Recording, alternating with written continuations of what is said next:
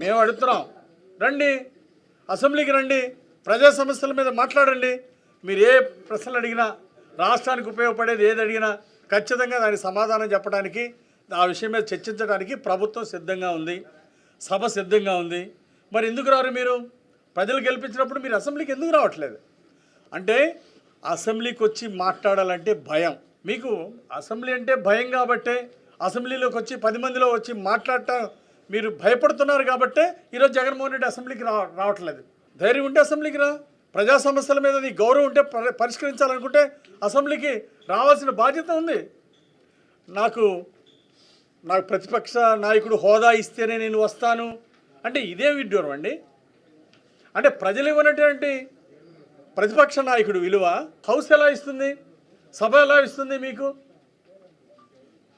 కనీసం ఇంగిత జ్ఞానం కూడా లేదు.